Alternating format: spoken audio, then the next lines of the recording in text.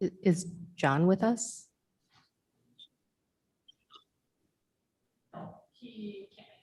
Okay. This is the regular scheduled meeting of the West Fargo Public Library Board of Directors on Thursday, July 8th at 2021, and we will call this meeting to order. First on the agenda is to approve the order of the agenda. The one change I would like to make is to move the election of officers up. It's 4-5 right now. I'd like to move it up to 4-1. And I don't think I need a motion. I have the power to do that. So if anybody is there any discussion about it? No? Okay. Is there a motion to approve the order of the agenda with the election of officers being moved up? Move to approve. Okay, is there a second? Yeah. No. Second. Okay, is there any discussion? Hearing none, motion passes. Moving on to the consent agenda. Is there a motion to approve the consent agenda?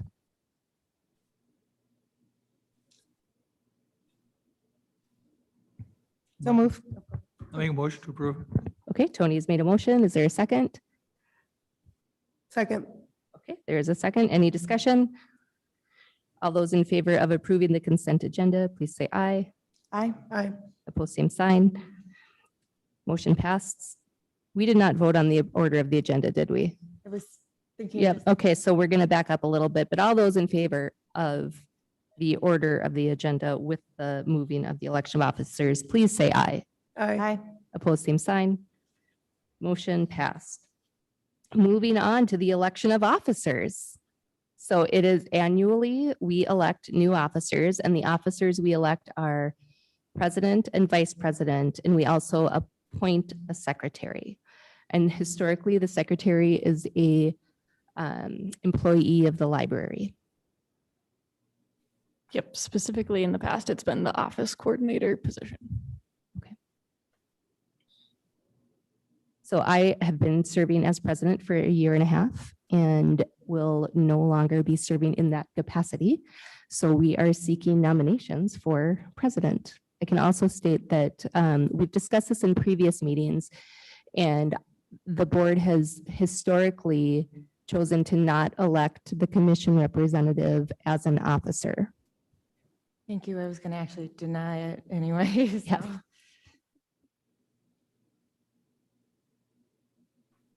Alana, I would like to formally ask you to please reconsider, because I believe you have done an just amazing and outstanding job as president.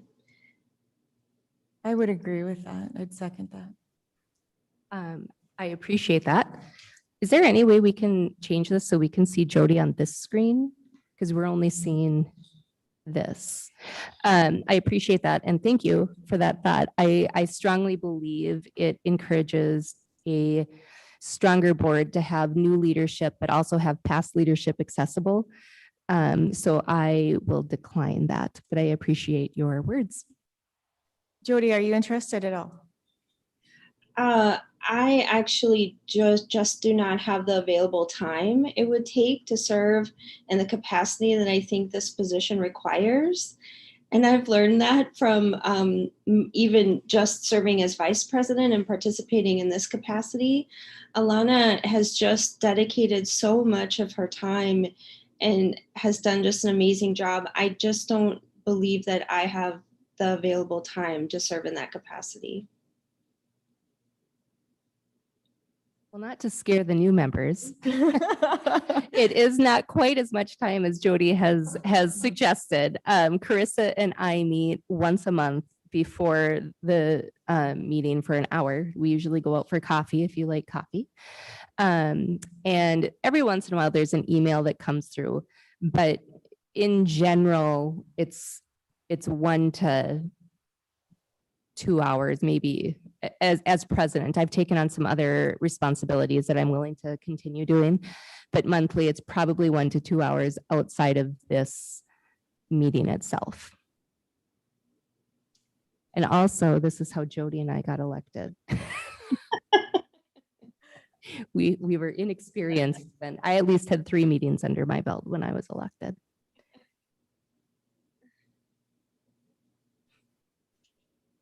I'm not opposed to either one, but I am concerned about the newness of being on the board itself.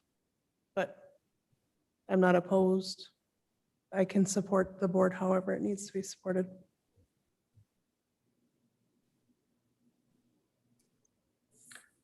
Sounds like there might be a nomination in order, Well, but unless Tony wanted to. do you have thoughts, Tony? Are you? Yeah. Mhm.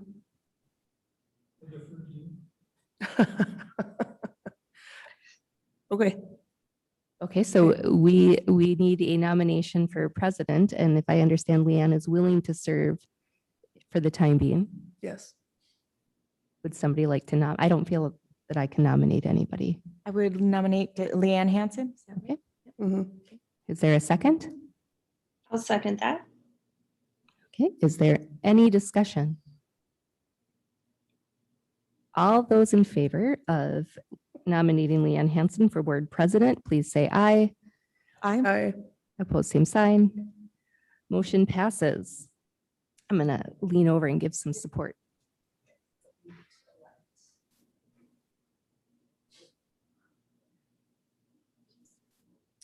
all right, next up on the agenda, we do need to elect a vice president. Are there any people that are interested in that position? Jody, are you willing to stay on as VP? Yes, I'm certainly willing to stay on as vice president if that's what the rest of the board would like, or I'm also willing to support another member becoming vice president if somebody else would like to serve in this capacity. Tony, oh, I'm not the president anymore. Tony, do you have any thoughts? Look like you're about to speak. Okay, Yes, I'm fine with that. okay, so do we have a motion to continue forward with our vice president? I will make that motion. Second? Second. Thank you. Any discussion? All those in favor say aye. Aye. All those opposed, same sign. Motion passes.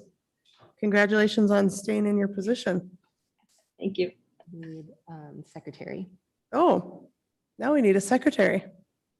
I move to appoint the library office coordinator as secretary for the board. Is there a second? I'll second that. Any discussion? All those in favor say aye. Aye. All opposed, same sign. Motion passes. All right. Now we will move on to what was originally 4.1, but discuss findings related to the question of a library mill cap.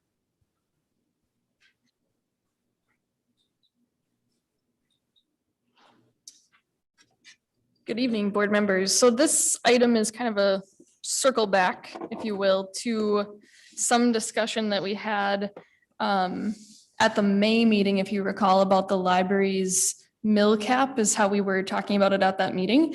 And so the board and city and library staff have discussed a maximum number of mills that the library could levy based on approval by voters. And this came up at our May meeting. And after the May meeting, I started researching to find out exactly what the mill maximum was. And what we found after researching is that there's not a maximum number of mills that the library can levy actually.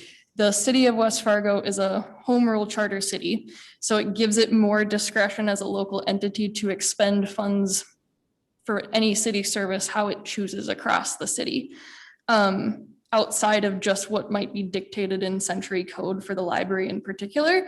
So John was going to be here tonight, couldn't make it, so he's drafting a memo that outlines this in much more detail and has all the legal background. And I asked him to have that ready for the August meeting. And then at the August meeting, he can answer any more questions and provide more context. But to sum it up as briefly as I can, the city basically can allocate any number of mills that it wants to the library or any city service as long as it stays within the citywide mill cap outlined in Century Code. So there's not a library specific mill cap. So it can allocate more than 4 mills outlined in century code pertaining to public libraries. And we've done that for decades at this point. And the library's mill levy isn't subject to a public vote. It's up to the commission, just like any other amount levied for any other city service. So like I said, John will have more details in a memo. He can speak to it at next month's meeting. I'm happy to collect any questions that you have now about it though, and get those to him and he can answer them next month. So this is just important for the board to have a good understanding of, especially as it relates to making decisions about budgets and future operations and facilities and all that kind of stuff. And yeah, so the board and staff, just we really would want to have a good idea of what legal steps are required for operating. And so this helps a lot. This gives us more information about kind of the parameters that we're working within.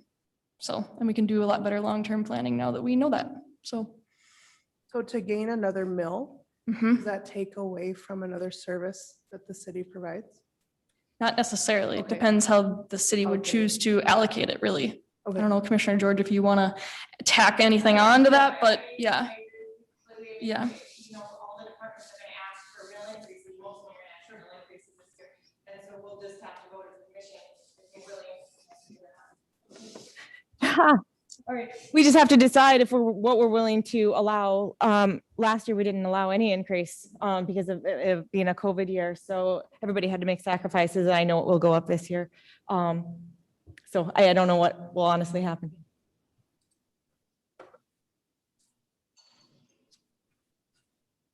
Are Any there any other- next steps? Go ahead. So next steps would be John presenting in August. Yeah, this item is just about information because for a long time, there's been an understanding that there was a mill cap for the library. And as when this was talked about, we were looking into it. Okay, what is the actual mill cap? Looked into it, found out that's not the case. Because the city is a home rule charter city and there's some pieces of legislation that John will explain in his memo too.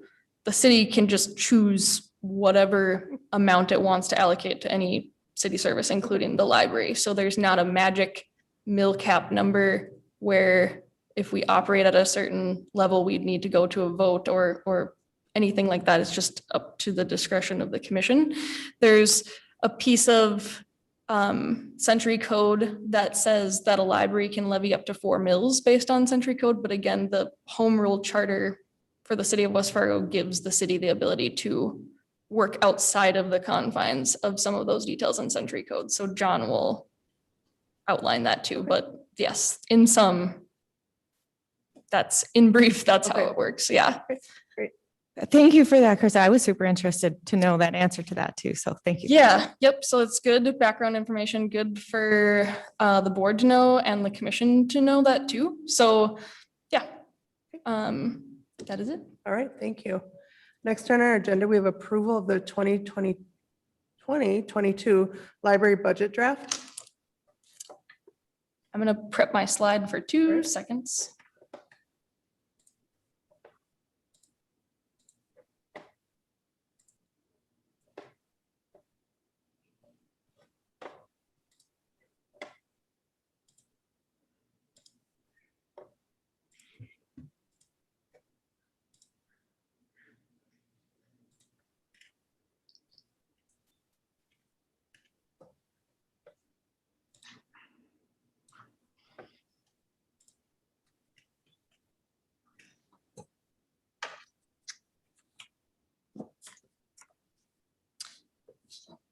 Okay, so approval of the 2022 library budget draft. So last month at the June 17th meeting, the library board reviewed a draft of the 2022 budget request. So tonight is the night where I'll be seeking the library board's approval for that request.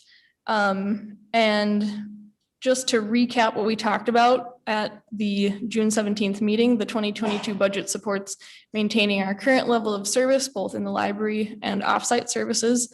There's not a significant change in the needed mill levy from 2021 to 2022, but because of the mill reduction that began in 2018 to operate this year, we would need to seek an additional mill needed to continue recovery from the 2018 mill reduction.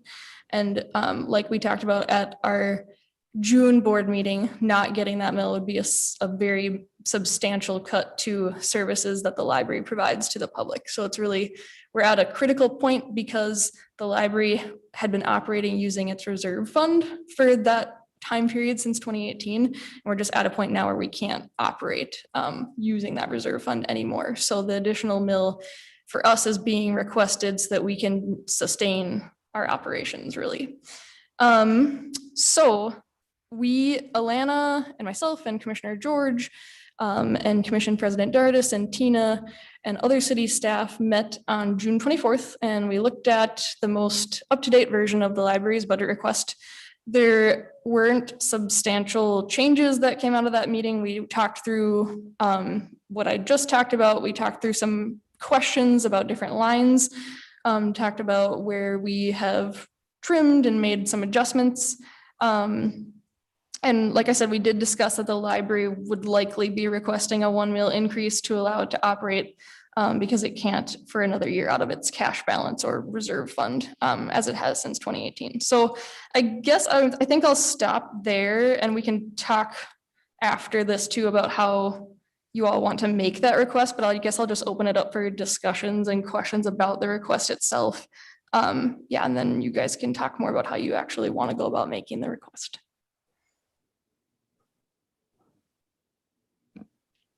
I think you make a really good point about how the library has been operating at a deficit since 2018. It can't continue to keep operating by using the reserves. And in order to maintain the current level of service, that mill is necessary. So I support what you're asking for. I'd make a motion to approve at this point and don't really have much more to add than that. I will second the motion. Okay. Is there any further discussion? We have a motion and a second. Any further discussion or questions? I just want to confirm that at that meeting with city staff that we looked at every line item on the budget, and I support the way it's drafted. There aren't any other cuts. We want to continue to be a progressive library engaged in our community, and I think that this budget is in line with that. All right, we have a motion and a second and full support of the budget draft. All those in favor say aye. Aye. All those that don't approve, say same sign. All right, motion passes. Thank you.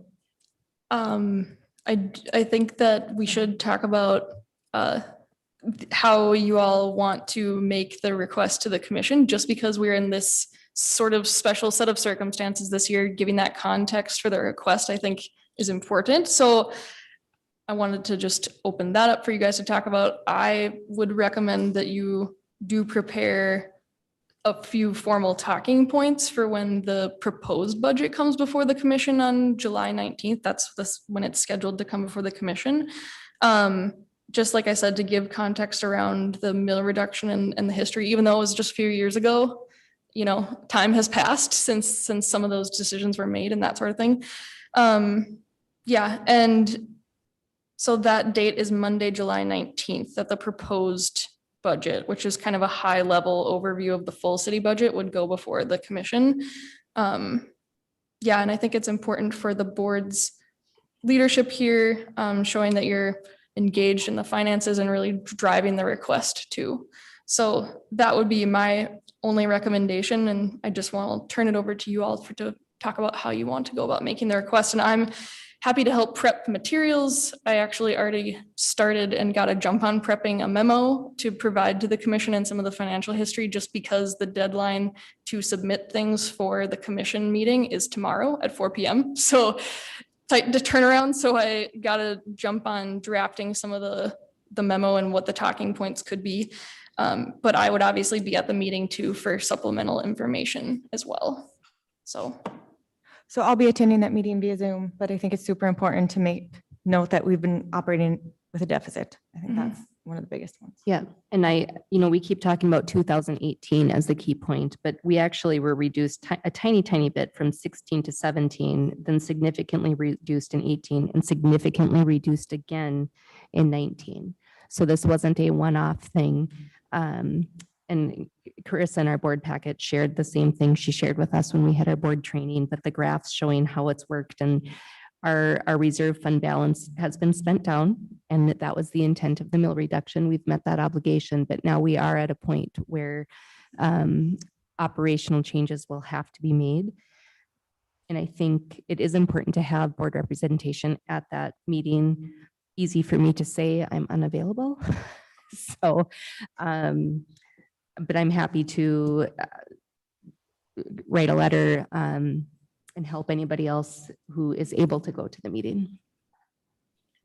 So can Carissa, can you let us know, like, in what context the library's budget request might come up? Like, you said it's a high level discussion of the budget, and this is the first time it's going to be on the agenda. So yeah, so like, in what context would this budget request come up? Great question. Thank you for asking that, Jody. So I chatted with Tina Fisk, city administrator, to just get more context, yes, on how the agenda item will be presented. So we wouldn't need to put ourselves on a separate agenda item. It would just be more, the proposed budget will be an item on the agenda, and whoever is here from the library board will have a chance to speak during that agenda item. And I'll meet again with Tina to discuss just how the item will flow, but I did check with her. We would just work it into having a few minutes to talk during the overall proposed budget presentation. Does that help, Jody? Yes, and would this wouldn't be our only opportunity to discuss with the commission the specific request, or would it be? I think this would be the only and first public, like public meeting where the budget is being proposed. So yes, this is where it's being introduced. This is the time to talk about it. And you wouldn't want to wait anymore, because action will be taken at the August 2nd meeting when the preliminary budget comes before the commission. And then after that, the mill levy can only go down from there. It can't increase. So just looking ahead a little bit more, I didn't quite give the rest of the context. So the proposed budget would go before the commission on July 19th. Then the preliminary budget would come before the commission on August 2nd. At least that's the cadence with which the finance department plans it now. So by the time it gets to August 2nd, I think, and Commissioner George, correct me if I'm wrong, but the commission does take some formal action on the preliminary budget at that meeting, but then from there, it can't increase between that meeting and when they review it for the last time in September. Yep. So this really is like kind of the first and last opportunity, I would say, good opportunity to give context at a commission meeting and talk to the commissioners. Yes. I'd like to say, when Alana mentioned possibly writing a letter if you can't be there, I think that's a really good idea, because I know when we go through the packet, that's something I pay attention to, is people that write personal letters on different topics. So I think other commissioners pay attention to that too.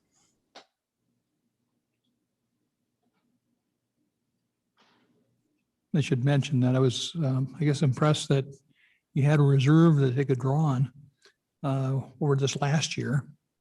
So that was, I think, kind of in your favor to be able to have done that.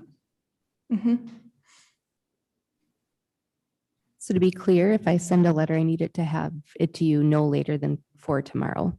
Yes, and it's up to all of you how you want to do it. Do you want to, you can write your own letter. You can build off the memo and template that we typically use when we submit items to the commission, which is what I have put words in and context in now. I can just give that to you, and it can come from whatever board, if the board member who's going to speak, the board president, up to you guys. I already have that prepped. You could take it, you could build off of it, submit your own letter. But yes, I would need that by, I would say, noon tomorrow, just to give me a little buffer time to get it to city administration.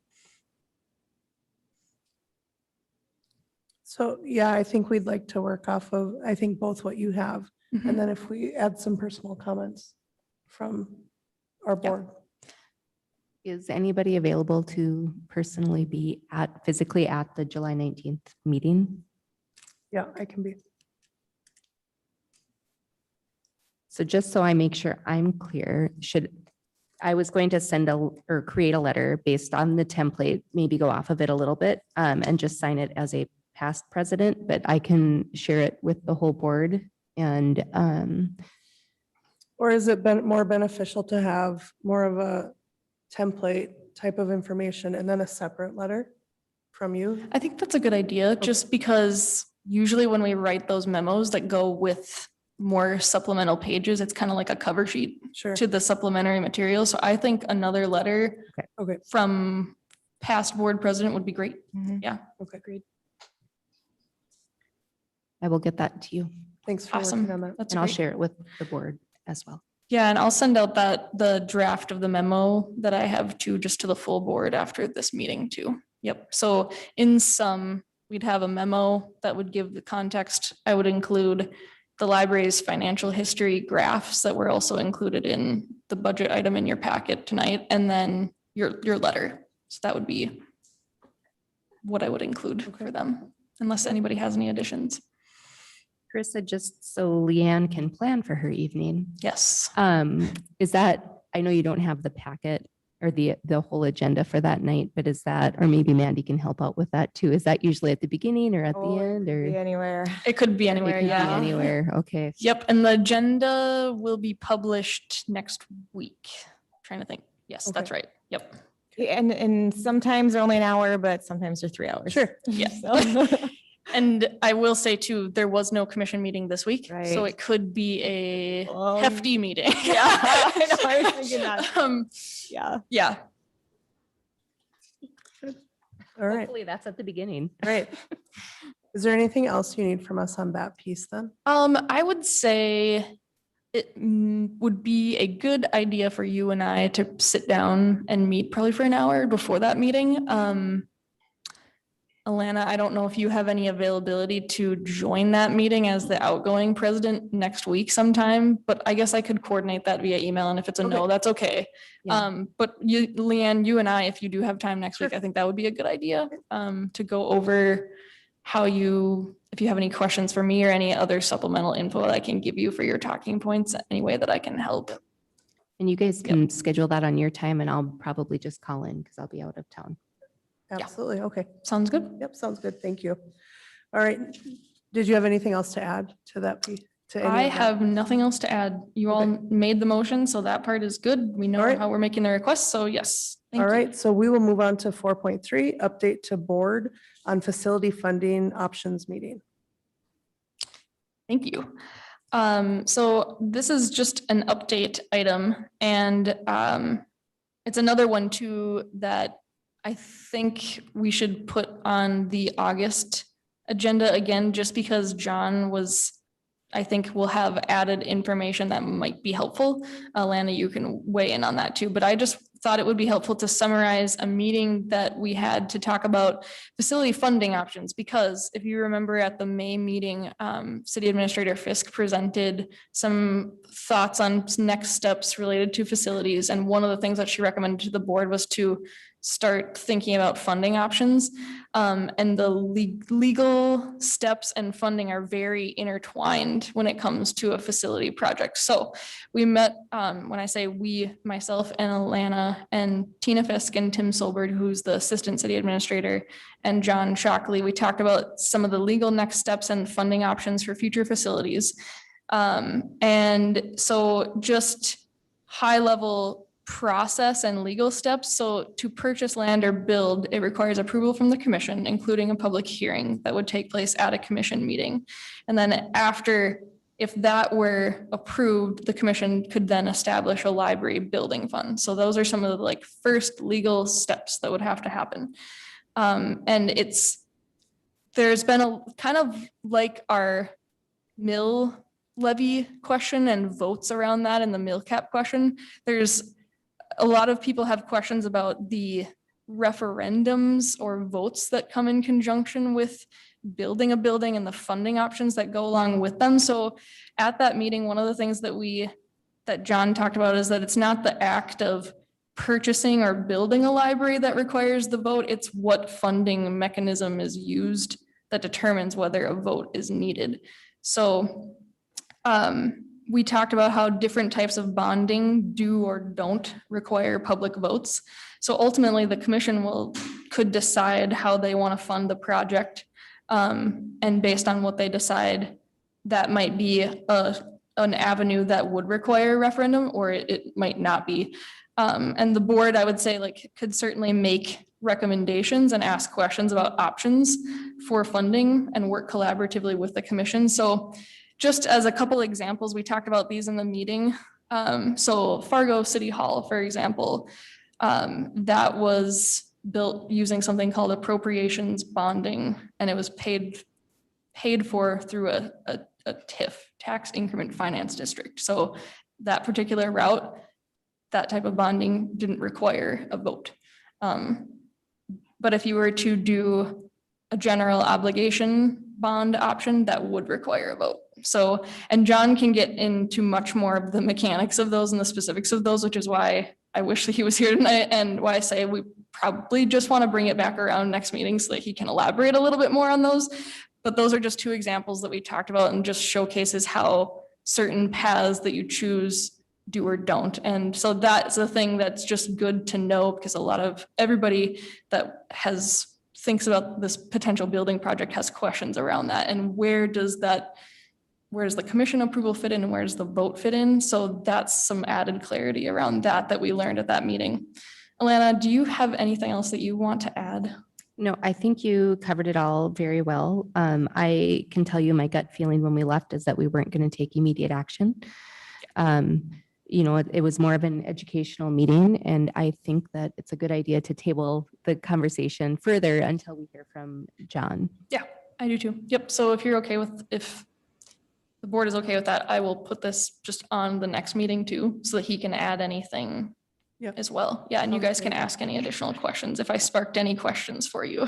I think it's also hard to discuss what type of options as far as financing go, because we also don't know yet, are we doing a combination building with City Right. Hall and school administrative offices? Right. We don't know, so there's so many unknowns at this point. There are a lot, and that's a really good point, Commissioner George. And one thing we did talk about at the meeting too is it is good to talk about the funding options on one hand, though, because it will be a collaborative project. We would need to be also collaborative on the funding option pursued. You know what I mean? So yes, yeah, it is preliminary, but trying to get people on the same page and at least clarifying some of the legal steps is helpful. But Do you have any idea at this point, like how many square feet you're looking at, or any of those types of things? so to your point that you just raised, like, it really will depend on if it's a combination building or a standalone building. And a lot of that has to do with the fact that a standalone building has to support all of its individual infrastructure, whereas combined buildings, the economy of scale that you can realize there is that you can share some of the mechanics and the building. I call them building guts. The places that the public isn't allowed to go. Those HVAC. types of things, exactly. You can share some of that. So that is a huge benefit to a collaborative project. So a standalone library is going to be like, if you just looked at that project in and of itself, as was recommended, for example, in our space needs assessment, which wasn't looking at a scope of dual entities in a building, that square footage in our assessment was like 50,000 or something. But that's because the scope of it also was just looking at, okay, what would you need to support a standalone library, which maybe is an option that ends up being pursued. Who knows? But the size of the library itself in a combined building, there's some wiggle room there and some economies of scale that you could realize, because some of the mechanical aspects of a building, some of the shared spaces could be combined. So that is a pro of that approach from that perspective. So Yeah, I know I personally am very, very supportive of the shared space. does that help answer your question? Kind of? Yeah. Okay. Yeah. Carissa, when was our space needs assessment done? It was completed in 2019. So we're coming up on a year and a half ago, probably, that it was And how completed. long is that good information? I would say would want to redo a space needs assessment every 5 to 10 years, probably closer on the 5 side. Yeah. So from my perspective as a library representative, it's important that we're able to utilize the information that we have in a timely manner. Of course, we need to collaborate with other people, but we do have information at our fingertips and we need to keep that in mind. That is a good point. And one thought that I had as I was preparing for this item tonight is, does the board, I think it's important that we keep trying to talk to our potential collaborators about this project so that time doesn't pass us by and we might be veering off course and somebody might be pursuing something else, and we would just need to know that so that you guys know what options you might want to pursue. So I was wondering and was kind of thinking I should pose to the board, does the board want some standing, an interval at which we seek updates with the city and report, back to the board? Just, I was wondering how you want to go about doing that so that we can keep the conversation going. Yeah. I think that is a good idea. And I know the city is looking at a space right on Cheyenne Street for a possible location. And I don't know if that's has been discussed yet at all with you or what you've heard about that. Okay. Not- I know that's pretty new Yeah. information at this point. And there was Yeah. a group that was meeting that involved the school, the city, and the library. Then this is very, very new and just in the last couple weeks. But is that group a part of this decision, or is it? It wasn't. This was just a conversation I had with Administrator Fisk. And this was a new location that had come up, and I think it's perfect, actually. It would be where the old Yeah. Bell Bank would be. So. Yep, I think we need to continue to keep communication with the commission Mhm, with the most updated information, and mhm, whatever that would look like. mhm. Yeah, I think that's critical because it seems like the process has changed quite a bit. Even just in a short period of time, there was going to be this request for proposals, and that process, changed. And, then this realization of a collaboration started and then became probably more of a possibility. But that seems to kind of go and up and down, with enthusiasm, or I guess momentum is a better description. So yeah, I think we just need to keep communication open, but also realize that, the library has to maintain that the library has to look out for the library a little bit. We do have a space needs assessment. We have had kind of that kind of idea and the idea that of the new building in mind for a while now, and we do want to explore all options, but we just need to maybe keep our momentum moving forward as well. Yes, agreed. Any other discussions or questions? Should we invite city administration to join us in our August or September meeting? I'm not sure if it would overlap or conflict with the information we're seeking from John. I think either meeting would be fine for them to come and discuss and give an update. Yeah. Mhm. Mhm.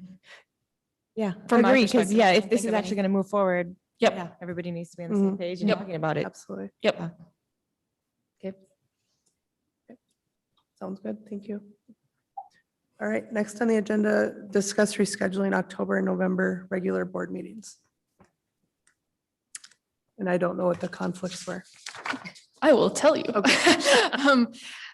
And I have to first start by saying that as things have evolved this summer, if the board would allow me to also discuss the August meeting, I would appreciate that, because we realized that the August 12th meeting is more of a conflict than we thought it was going to be. And the reason for that is it is a major library event happening that night. We are having our closing summer celebration, which we're partnering with the Park District on.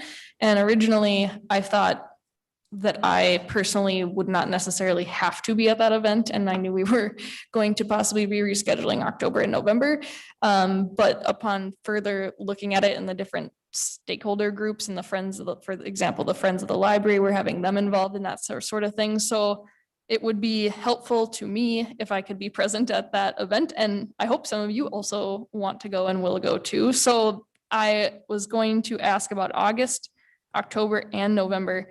And this is all kind of, October and November are a bit of a fluke why those need to be rescheduled. So don't take this as a pattern. But the October meeting, I was invited to participate in a fully grant funded train the trainer conference of sorts, where I'll be trained on helping other libraries facilitate their strategic planning processes. So it's really cool that I was invited to do this, and it is over the 14th of October. So I'd really like to go. Got full funding and travel to go to Billings, Montana for it. So I would propose to move that meeting back a week. November meeting, the 11th, is Veterans Day. So it happens to be on Veterans Day, which is a citywide holiday. So proposing to move that to the 18th. So in some, I would request that the August meeting be moved from the 12th to the 19th, October from the 14th through the 21st, and November from the 11th to the 18th.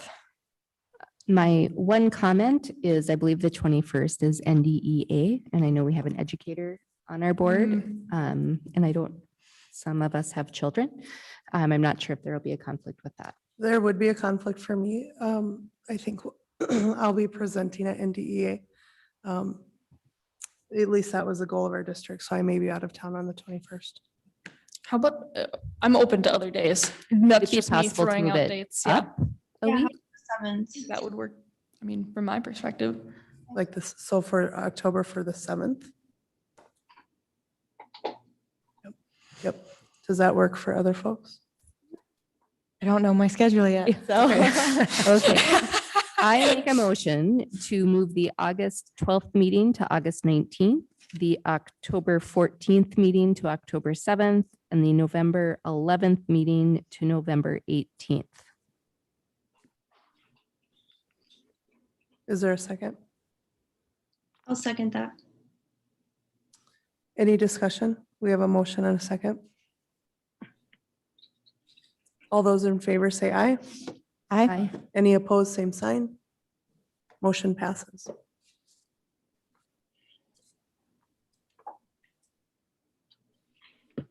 All right, next on the agenda, we have our director's report. Thank you. We are just zipping through these items tonight. You were right, Alana. I'm impressed. So I'm going to highlight a few different exciting things about the month of June, and then I'm going to turn it over to our new Deputy Director of Public Services, Maria Kramer, to give this month's midsummer/programming update.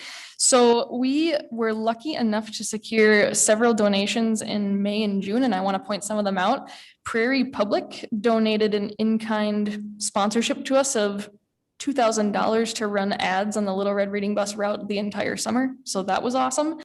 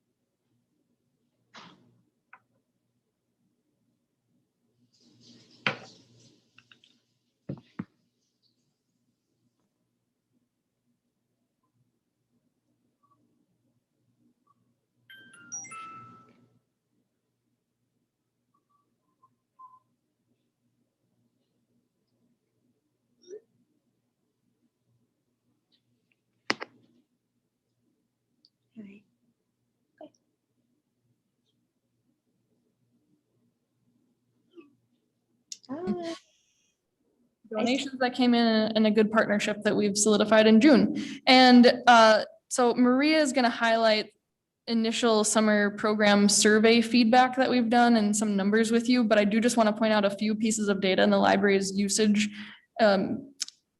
report that was in your packet from this summer so far. And it's been really pretty interesting to see. In the month of June, we had nearly 500 new card registrants. That's an increase of a third from June 2019. That's huge. So we had 500 new registered users in 1 month alone. I don't think I've ever seen that many new users in a single month. That's a lot. That's amazing. So I think that's really the power of outreach. That's the power of leaving the building and going where people are. So I loved that stat. June 2021 circulation eclipsed our June 2019 circulation. So eclipsed our pre-pandemic circulation. Awesome. We are well over double program attendance comparing summer 2019 to 2021. Also amazing. We're also already almost at the total number of hours read in summer 2019 by summer reading program participants. So, and we're only halfway through the summer. And we're already hitting the amount of that participants read in 2019, which is amazing.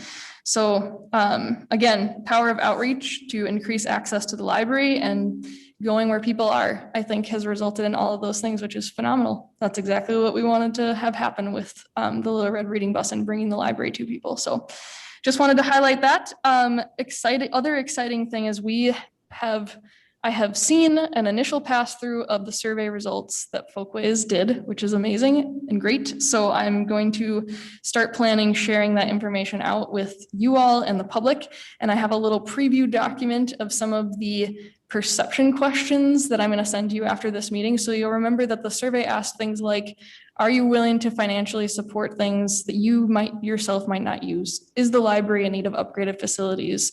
The library is adding value to West Fargo, yes or no? So those kinds of questions were some of the most interesting questions, and I think you'll find them super interesting. So I asked Folkways to put a little preview document, at least of those questions together for all of you. And then what I would like to do is ask Folkways to present a more complete version of the survey results at a city commission meeting on August 2nd. I think we can do it similar to how we've done when they presented at the board meetings or when we had other public meetings where they came, where we'll just invite stakeholders specifically to that meeting because it will be happening. And I think it's probably the best way to get everybody and all the stakeholders that were interested and involved in that survey in the same room and give it the most visibility too for the results.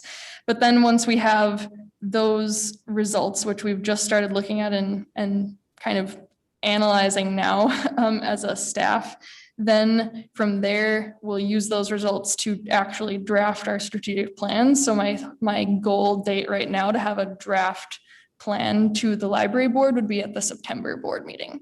So the full plan would include some of the stuff that you all have already reviewed throughout the year, the mission, the vision, the values, but the things that we will do, the goals of the plan will really stem from that community input. So we needed to get that first. We need to draw out the themes from it to be able to actually craft the rest of the plan. So that's kind of what I'm looking at for next steps with it. So again, I am going to invite Folkways to present the survey results at a city commission meeting. So I will update all of you about solidifying that date, and I'll send you that preview document that has the results of those perception questions on it. I think that'll be a really good taste for you all to see. And yeah, and I'm excited to share it with everybody else too.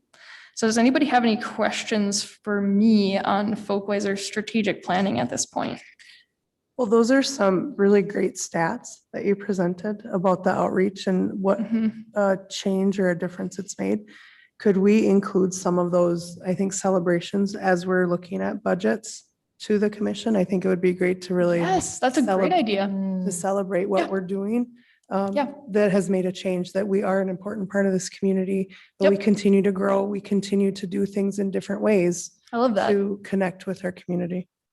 That is an I- excellent great. idea, because honestly, that's a question I get on a fairly regular basis is, oh, do people even go to the library? Like, yes, they do. It's busy, Yeah. I personally go there, Yes. so yeah, Yes. so I think Right. that is an excellent point. But redefining for the public what the library is. It's not, it may not be the library that they went to as a child, Yeah. right? Yes. And I Exactly. think that's important for the commission as we're talking about budgets and potentially a new building to Mhm. really look at. Yep. That we are doing things differently and we're engaging people in a different way. Yep. I think that's a great idea to add into the materials that we give to the commission and added talking points even too for you at the meeting. So yes, let's do it. I think that sounds great. Any other questions for me before I turn it over to Maria?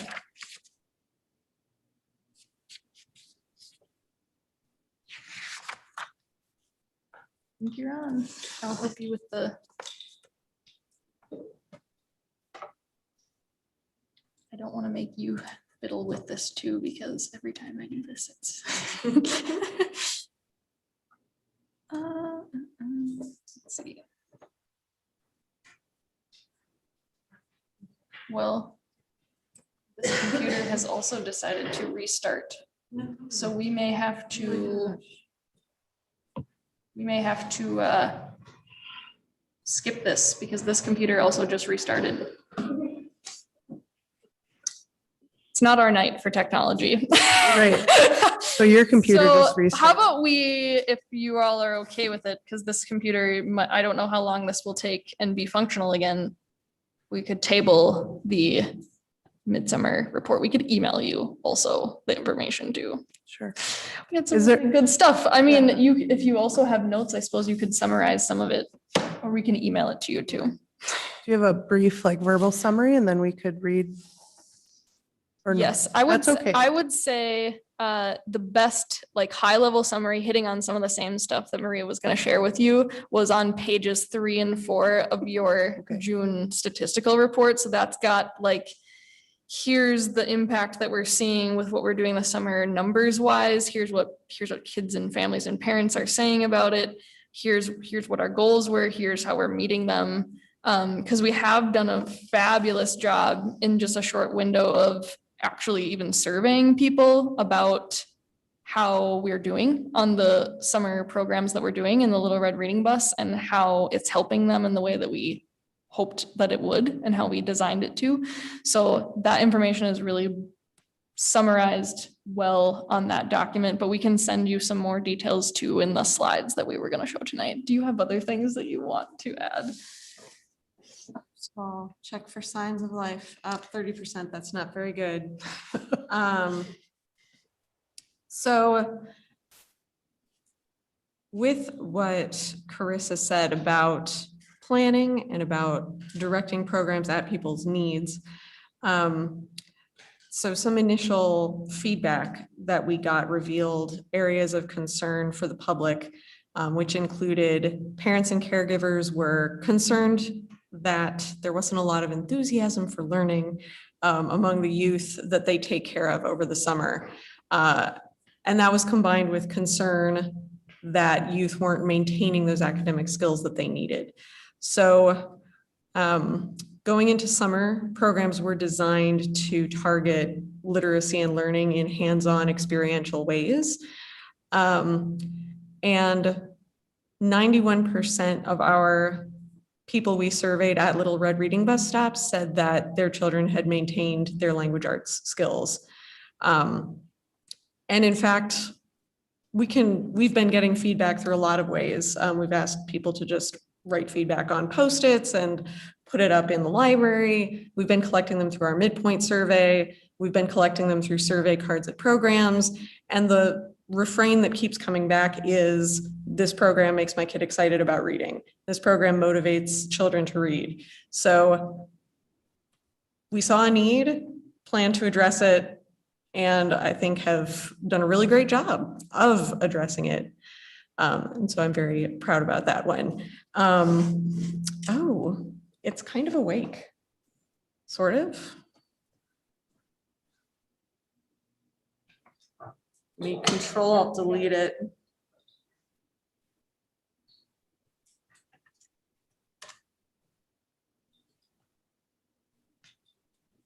to also.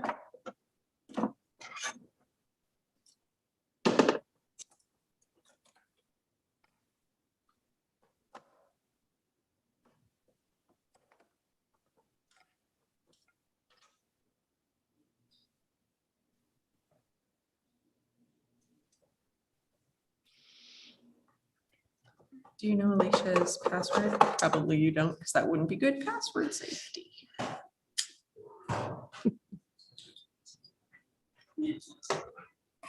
Let me do. Because I've logged in here before. I really want to show you the presentation because there's a cute picture of a horse. So hold on, hold on.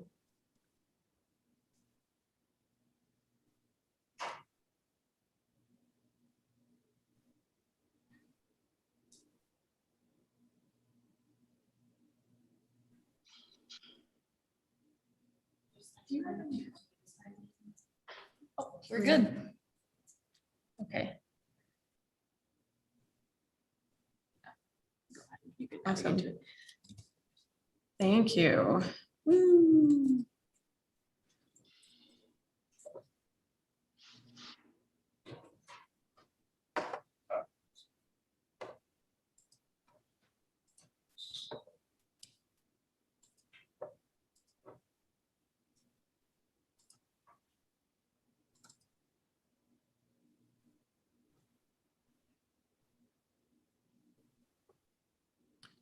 Okay, thank you all for your patience. I'm going to hit present.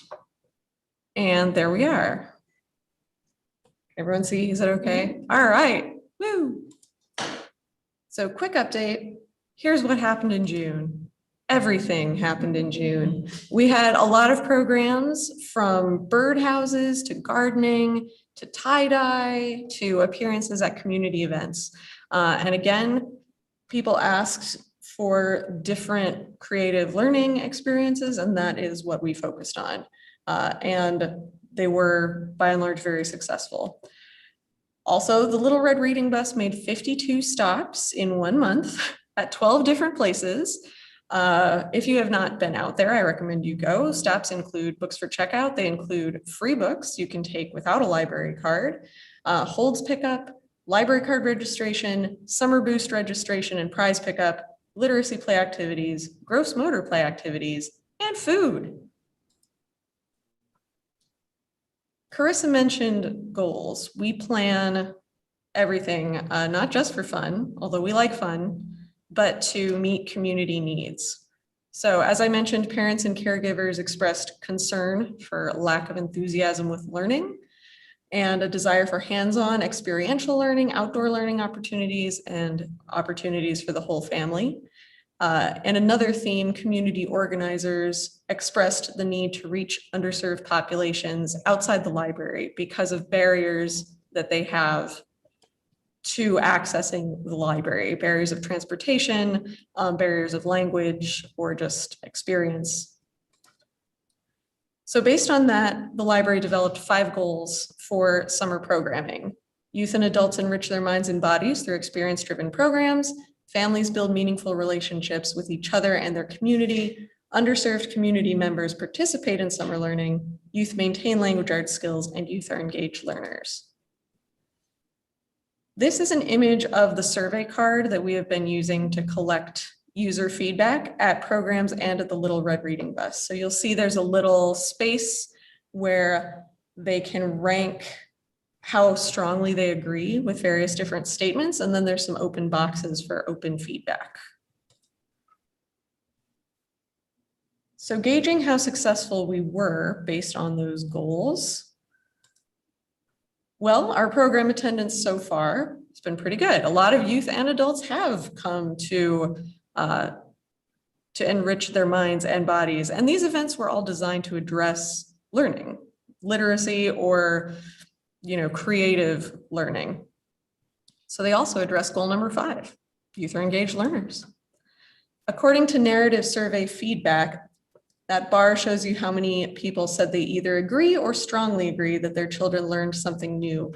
The red bar is Little Red Reading Bus participants. The blue bar is general summer reading participants, 94% and 83% respectively. So that's really good. Number 2, families build meaningful relationships with each other and the community. So here we have 2 questions. The top one is people who agree or strongly agree that their family spent more time together and improved family relationships. The bottom one is people who agree or strongly agree that their family met a new or notable organization.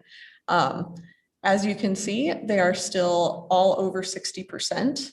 On the top one, the red one is Little Red Reading Bus, and on the bottom, the blue one is, just to clarify.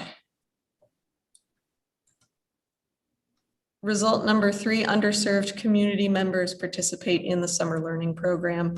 Many of our Red Reading Bus stops were chosen specifically to reach underserved groups. There are 2, there's one in Horace and one in Harwood, to get people who are geographically dealing with challenges getting to the library.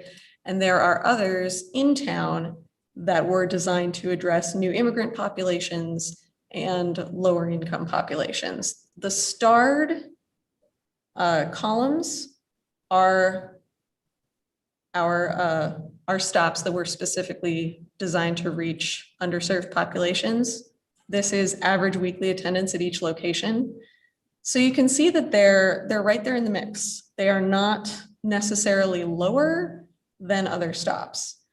So interest is pretty equivalent between the underserved audiences and the more, I don't know, what you call them, served audiences? That doesn't sound right. The other audiences. And total attendance so far at those 5-star stops in June was 499 total. So here is a case study that I'm glad I get to share with you. Tintis Park, on the graph, it is 3rd in average attendance overall. So it is quite a well-attended stop. It is very close to an area with a lot of new Americans living there. And so we specifically were going to reach that audience who may have language barriers to coming to the library.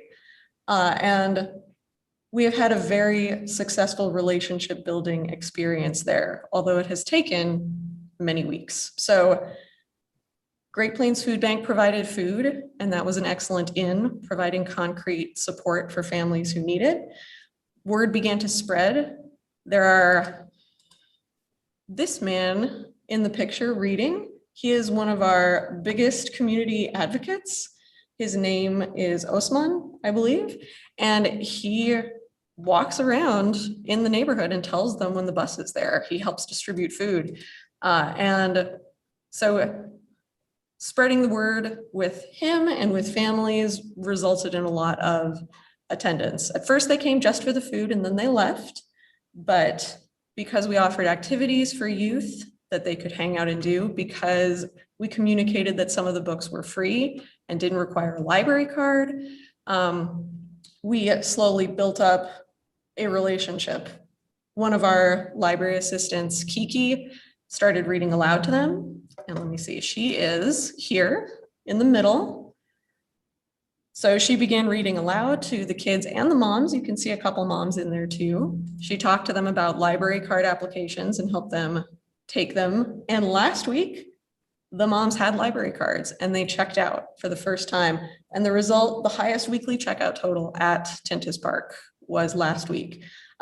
So that was an excellent success story for one specific goal. And now our only challenge is to keep it going throughout July and into the fall. And goal number 4, youth maintain language arts skills. 90% of narrative card responders at reading bus sites agree or strongly agree their child maintained or improved their skills. And I just love taking pictures around the bus route of all the little nooks and crannies that kids find to read. And as I mentioned, the most common feedback comment, which keeps coming up in every format, is that parents and caregivers value how summer learning motivates kids to read, which is important because it prevents summer learning loss. And summer learning loss can leave some kids grade levels behind their peers. So here are some quotes from those various different surveys and feedback methods. And I could have kept going for pages and pages and pages. Keeps my kid reading, kids have fun learning, keeps the kids interested in reading. And that's what we're trying to do. So some things we learned out on the route. This is our first year running the route. So we learned that daycares really love the route. When the route is in their neighborhood, they will come. So children's librarian Sarah Davis started making book bundles for them. And the youth services manager, Lauren Nephew, and I are talking about future daycare possibilities as ready to read participants for the fall, group registration for next summer so that they can participate in summer reading as a group to really encourage reading in the daycare, and as input for program planning, where we could design programs with them in mind. We have tweaked our locations to make them more visible and more accessible, moving them like closer to some streets or farther away from others to make them more visible and easier to get to and safer to get to. Based on patron feedback, we have changed our book selection a little. We've added books for grownups, books for teens, and more chapter books, books for the preteens based on their feedback, and that has gone well. Library cards, it's a great place to reach people. I feel that in part that is responsible for our huge library card boost. And it's raised some questions about like how difficult a card application is, whether some changes should be made there. We've had great success at community events, taking the bus there and setting up, just bringing the library into the life of the community, making it visible everywhere. And what I like to call popsicle power, which is the power of an enticing treat. A specific example here is an outreach at Grace Gardens. People were just walking by the Red Reading bus station until we started saying, "Hi, do you want a popsicle?" And then they would come over, and then we could give them a free book, and then we could tell them that we were the library. So the power of curb appeal. Carissa mentioned the library card applications. To give you a visual, the orange line is this year compared to the other two lines, which are previous years. So that is how much greater 494 is than previous Junes. And I really do feel like it's outreach. So there's some numbers. 3,679 total attendance, 1,543 books checked out on the route alone, 494 library card applications, 789 summer reading registrations, and the biggest number, 527,183 minutes read. Coming up, you'll get some survey results, which will be super fun. I love survey results. And we are also planning impact interviews. So based on people who come to programs a lot, people who we've seen the programs impacting their lives, Carissa and I will be working on getting individual interviews with those people to collect their stories, to be able to share them with the community and show the value of the library. Upcoming July events you might want to check out: herb gardens, pollinator gardens, lunch on the lawn, beach bash, and psych, animals and ice cream already happened. Attendance was 488. I love seeing there's a little line of kids. I love that little line of kids just looking at the sheep. And as I promised, cute picture of a horse. Do you have any questions?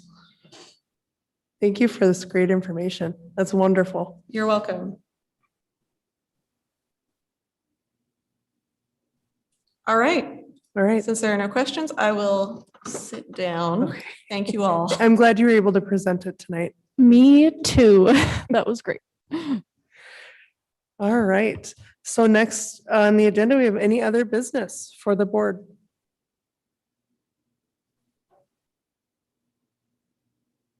All right, I hear none. It is time to adjourn. Anyone want to make a motion to adjourn? So move.